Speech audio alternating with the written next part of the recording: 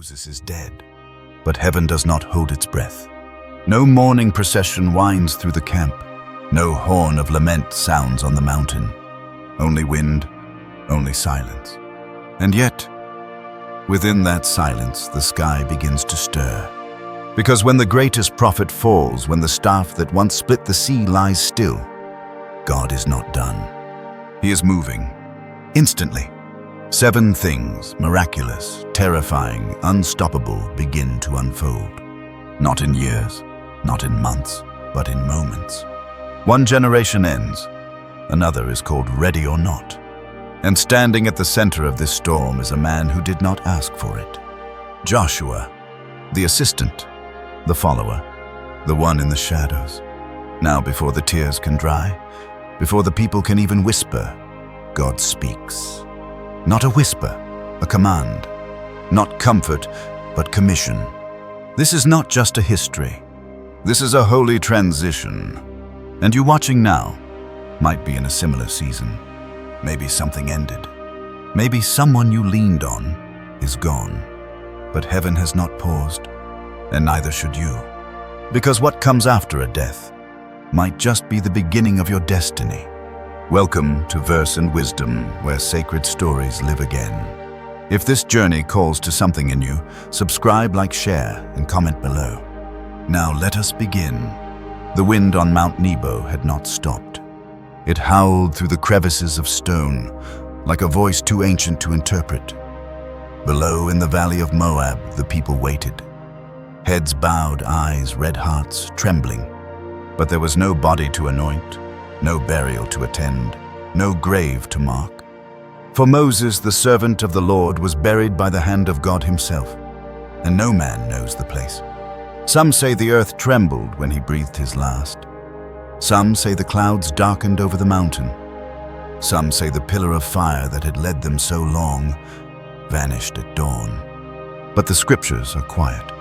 It is not grief they record. It is a command.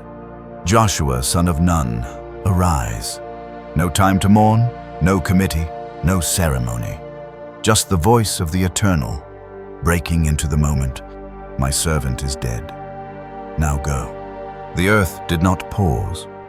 The mission did not sleep. The promise did not expire. Joshua felt it a weight not of metal or stone, but of heaven itself resting on his shoulders. He had climbed mountains beside Moses. He had guarded the tent of meeting when others slept. He had seen the land and believed even when the crowd screamed to turn back. But nothing had prepared him for this. The sound of God's voice directed to him. The command to cross the Jordan and lead a restless, battle-worn people into war. There was no vote, no trial period, no "Are you ready?"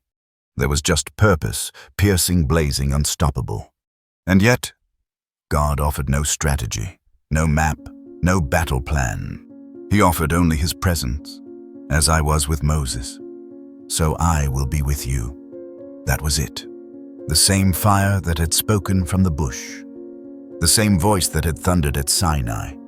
The same hand that had split the sea was now silent before Joshua, yet closer than breath. And this perhaps is where many of us hesitate, because Joshua did not become ready before the call. He became ready by saying yes. Faith comes not in the comfort of the known, but in the obedience of the unknown. Imagine it. A servant one day, a commander the next. 600,000 men behind you, and the Jordan before you. Flooded, impassable, raging. And not just the men. Their wives, their children, their livestock, their hopes. Everything trembling before the river's roar. But the command had come. Wherever your foot steps, I have already given it to you. Not will give. Already. God speaks in past tense about things that haven't yet happened, because he is already standing in tomorrow. Joshua did not shout. He did not scheme. He called the priests. He gathered the people. He gave the order. And then he walked. Not because the river had parted, but because God had spoken. The priests stepped forward, carrying the ark upon their shoulders, the holy vessel of covenant, the sign of heaven's presence. Their feet touched the water. And nothing happened. Not at first. The current kept pushing. The flood still roared. Some of the elders turned their heads. Some others gripped their children tighter. But then, as the soles of their feet sank into the edge of the Jordan, the impossible began to bend. The water halted. The current reversed. The flood stood still. And the Jordan, that ancient barrier between wilderness and promise, peeled open like a scroll. The people crossed on dry ground. Not one stumbled, not one was lost. And somewhere in the silence, hearts whispered, Moses is gone, but God is not. On that day, Joshua stood in the middle of a riverbed, his sandals pressed into dust that had been covered by water just moments before. He looked up, and a gust of wind swept across the people, not cold, not violent, but full of breath like a whisper from another world. And the people looked at him, not with pity, not with uncertainty, but with awe, because now they knew he was the one God had chosen, not because of his charisma, not because of his lineage, but because when God said go, he stepped in, even when the waters did not part. And you? Have you been waiting for the river to split before you move? Maybe God is waiting for your foot to press into the water first, because the promise isn't confirmed by ease. It's confirmed by faith. And the true mark of a leader isn't confidence in themselves. It's surrender to the voice that calls. If this story stirred something within you, if you've ever faced a flood, a loss, a call too big for your strength, hit like, share this with someone at their own Jordan, and subscribe to Verse and Wisdom. Then tell us below, what did this moment say to you? Because the journey has just begun, and what waits in Jericho will shake the earth again. They had crossed. But crossing is not conquering.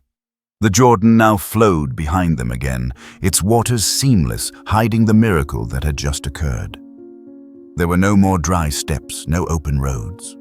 Only Jericho ahead, a city sealed, walls like iron, thick with fear and defiance. And yet, before the first arrow was ever notched, before any war cry could rise, something stranger happened. The people pledged their lives, not in quiet, not in ceremony, but with fire. It began with the elders. Their hands cut open small intentional wounds, and the blood from their palms dripped into the dust.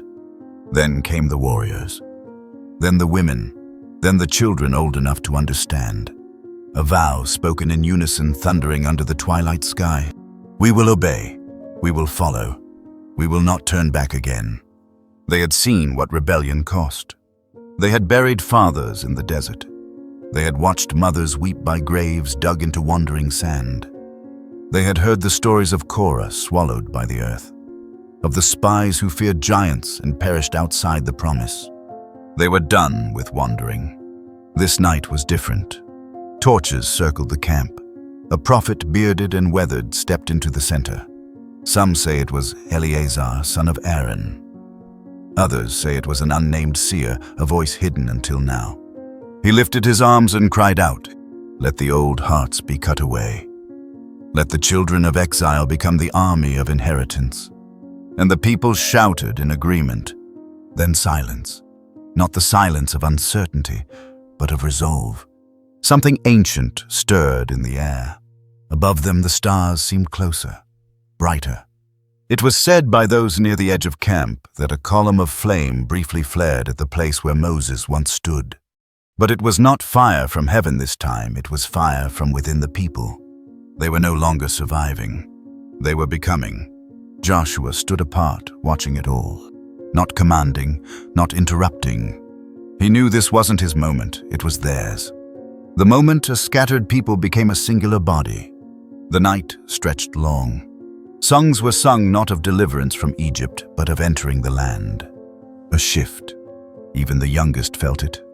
A little girl asked her mother, "Will we sleep in houses tomorrow?"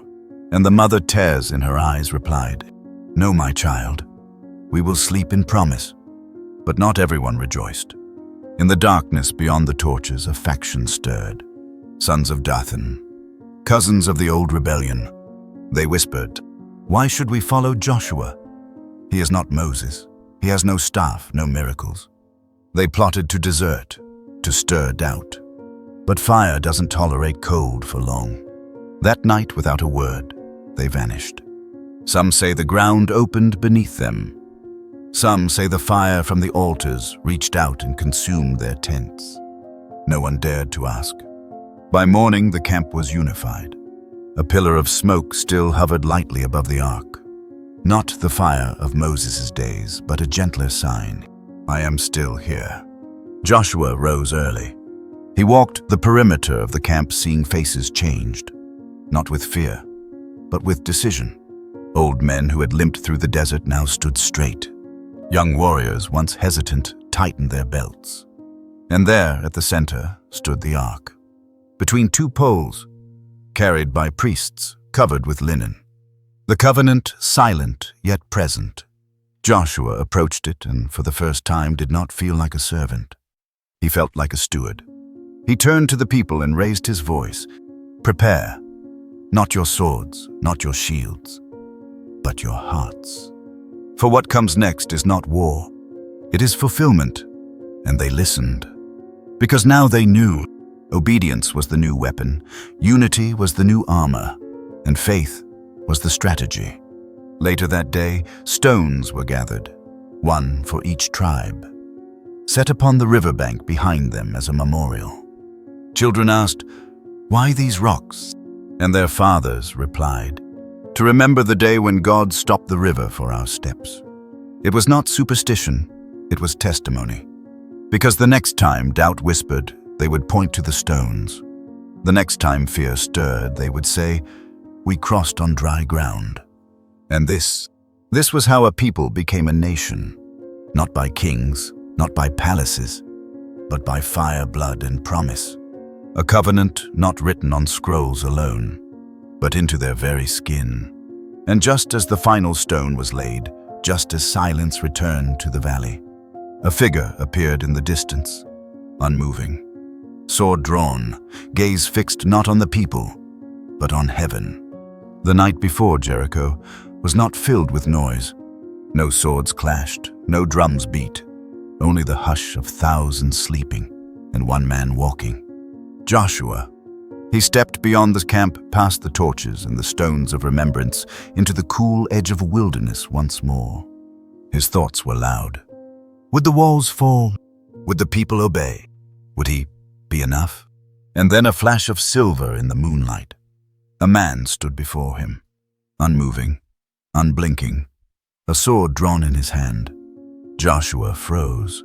His hand reached instinctively for his own blade, and he shouted into the night, "Are you for us or for our enemies?"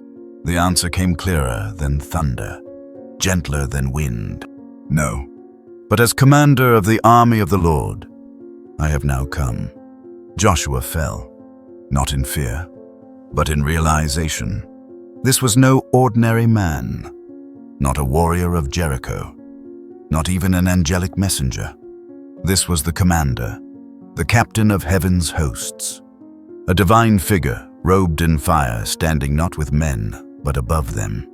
Many believe it was Christ himself appearing before the incarnation to lead the armies of the Lord. And he did not come to take sides. He came to take over. Joshua's breath caught. His knees sank into the dust. "What does my Lord say to his servant?" he whispered. And the voice replied, "Remove your sandals, for the place where you stand is holy." He obeyed. No hesitation.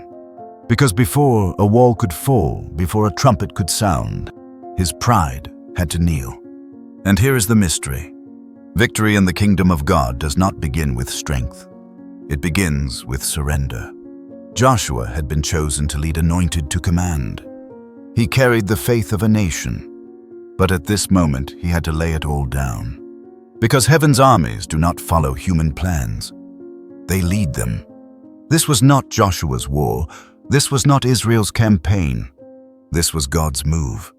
And he had simply invited them to obey. The sword gleamed in the moonlight, not raised in threat, but in authority. And Joshua, the man who had once stood in Moses' shadow, now stood barefoot in the presence of the Eternal. No title, no strategy, only reverence. Somewhere behind him, Jericho slept, confident behind its walls, arrogant in its watchtowers. They had no idea that heaven had just declared war, and not on them alone, but on everything that opposes obedience, everything that resists promise. Joshua would not return to camp the same. He had met the true general. He had seen who truly fights. And he understood now, obedience was not about efficiency. It was about alignment. God would not bless Joshua's plan, he would bless his own. And Joshua's only job was to step into it. So he rose barefoot still, the dust of holy ground clinging to his skin. He did not ask for tactics. He did not request signs. He simply received the presence, and that was enough. Because when God takes command, the outcome is not uncertain. It is inevitable. When Joshua returned to the camp, his eyes had changed. The people noticed it. His voice no longer trembled. His words were not tentative. He spoke with the weight of one who had stood before the sword of God and lived. And here is what he told them. We will not attack. We will walk. We will not shout until God tells us to. They were confused, but they obeyed. Because true leadership doesn't come from being the loudest. It comes from hearing God the clearest. And what about you? Are you facing something massive? A Jericho too high? A task too holy? Then perhaps you do not need more effort. You need more reverence. Take off your shoes, lay down your plan, and ask, what does my Lord say to his servant? Because the battle ahead of you may not be yours at all. It may be his. And when he fights, walls don't stand. They crumble at silence. If this part of the journey has spoken to you like this video, share it with someone walking into their own battle and subscribe to Verse and Wisdom for more sacred moments from Scripture. Tell us in the comments, have you ever met God with your shoes off? Because tomorrow, the march begins. At dawn, the camp stirred, but there were no war cries, no sword sharpening, no battle plans, only sandals and silence. Joshua stood before the people. The ark rested on the shoulders of the priests. 7 trumpets gleamed in the morning sun. And then he gave the command. We march. One time around the city. No talking, no shouting, no noise save the low hum of horn and the tread of feet. Jericho looked down from its battlements in confusion. No siege towers, no ladders, no arrows. Just a procession of quiet faith. Day 1 passed. Then day 2. The same strange ritual. The same eerie silence. People inside the city began to laugh, mocking, throwing scraps from the walls. But Israel did not stop. Because God had not spoken the word to shout. And obedience waits. Day 3, day 4. Still no cracks in the wall, still no thunder from heaven. But faith does not flinch when results delay. Day 5, day 6. And then, the 7th day. This time they walked not once, but 7 times around the city. 7 full circuits in the desert, heat under the eyes of mocking soldiers through the tension of held breath. And then Joshua raised his hand. The priests lifted the trumpets. The silence shattered. A blast of sound cut the sky raw, ancient, primal. And then the people shouted. Not words, not chants, but release. And the earth shook. The walls of Jericho, thick with age, proud with power, crumbled like sand beneath thunder. No catapults, no siege, just obedience. The dust rose like incense, and the people surged forward, not with chaos, but with reverence. Because they knew this was not their doing. This was holy. That day Jericho fell, but the story did not end there. For while the smoke still rose and the echoes of triumph lingered, a quiet shift occurred. Something subtle, but supernatural. A boy went out in the morning as he had every morning for years, to collect manna. He searched the ground. Nothing. He called to his mother. She searched too. Empty. They asked their neighbors. No one found any. Then someone remembered. The day before, they had eaten of the land. Figs, grain, the first harvest from Canaan. And now, manna was gone. No trumpet, no sign. Just silence. It had been their lifeline for 40 years. Heaven's bread. A miracle each morning. And now, it stopped. Some wept, not from hunger, but from realization. A season had ended. God was not abandoning them. He was advancing them. Because manna was for the wilderness. And Canaan was for maturity. This was no longer survival. This was stewardship. The people now had to sow, to reap, to care for the land. The miracle had not ceased. It had changed form. And this is the mystery of growth. God will feed you with heaven until you are ready to feed others with earth. Manna was never meant to be forever. It was meant to carry a people until they could carry the promise. Joshua saw it all. The collapse of a wall, the silence of a field. And he understood, victory is not always loud. Sometimes it is the quiet arrival of responsibility. Sometimes it is the moment you wake up and realize God will no longer do it for you, because he now trusts you to do it with him. And this is what separates wanderers from warriors. Not the absence of fear, but the presence of obedience. Jericho had fallen. Manna had ceased. And now, the real journey began. At dawn, the camp stirred. But there were no war cries, no sword sharpening, no battle plans. Only sandals and silence.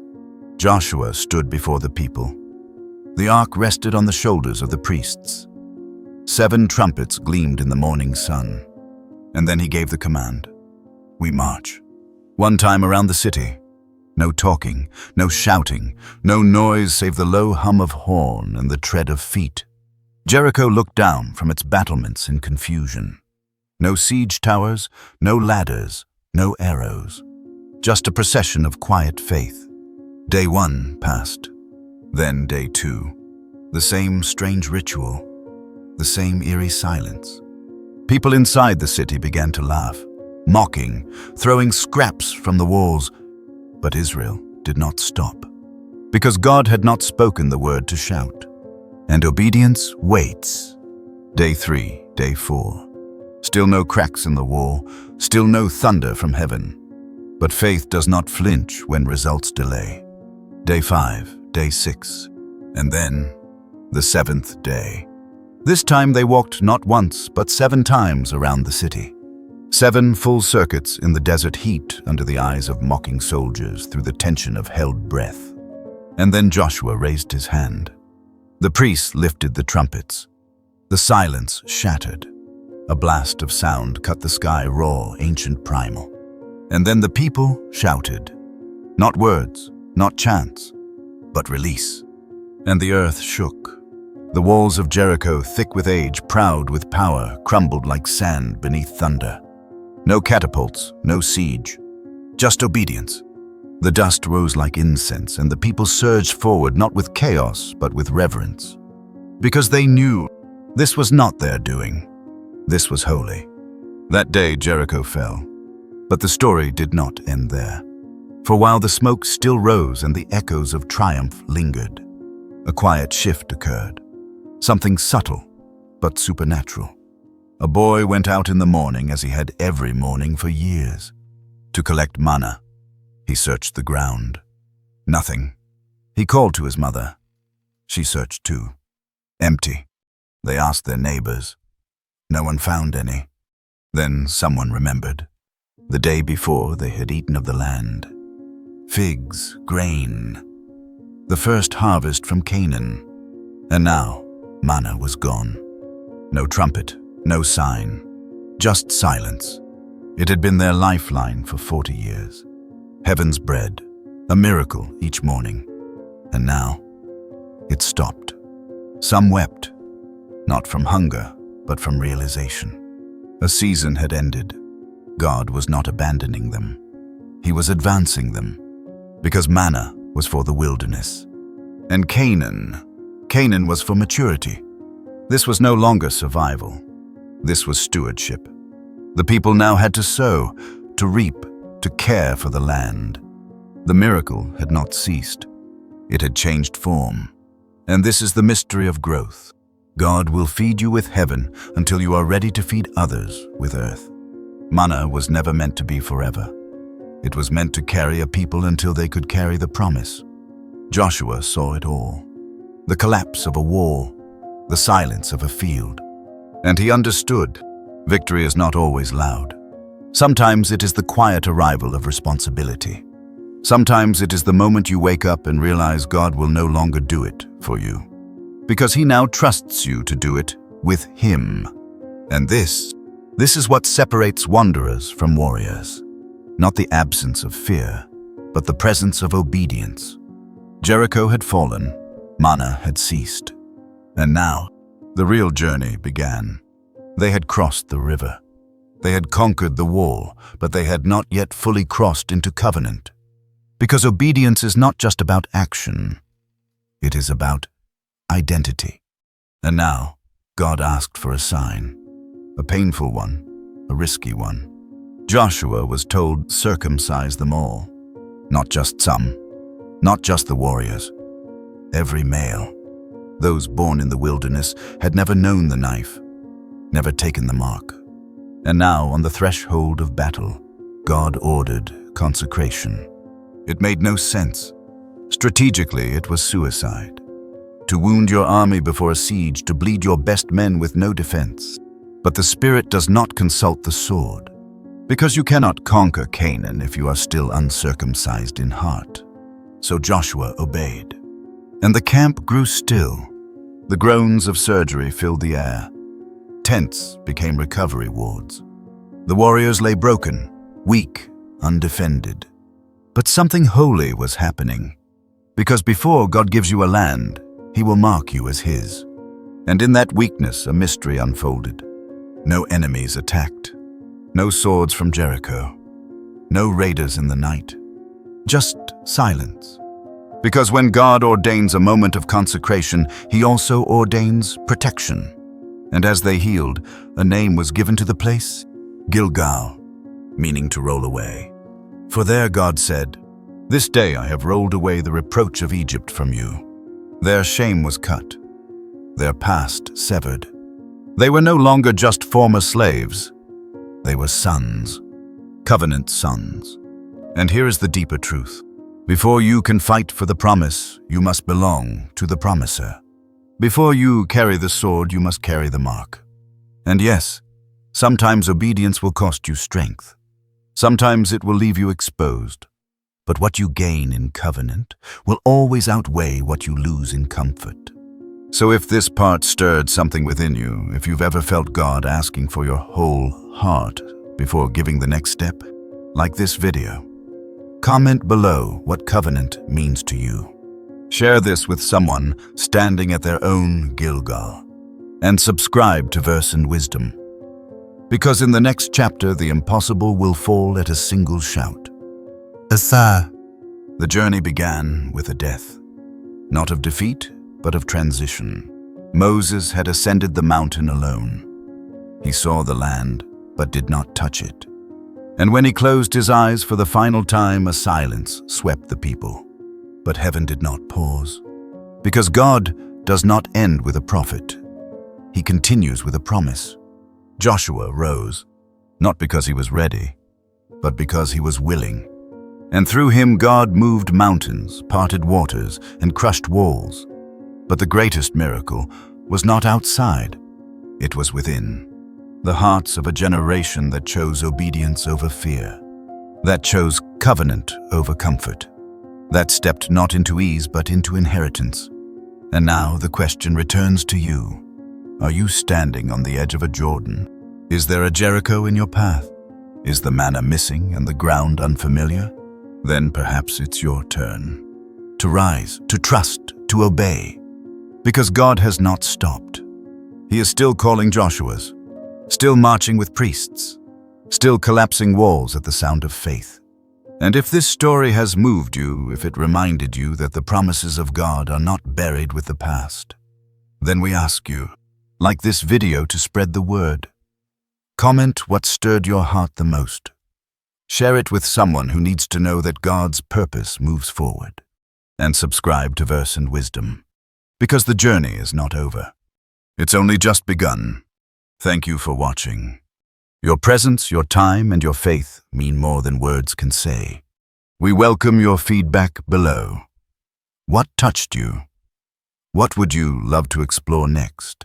We promise to bring you more sacred stories, more scripture, and more truth that resonates with the soul. Until then, stay rooted, stay bold, stay faithful.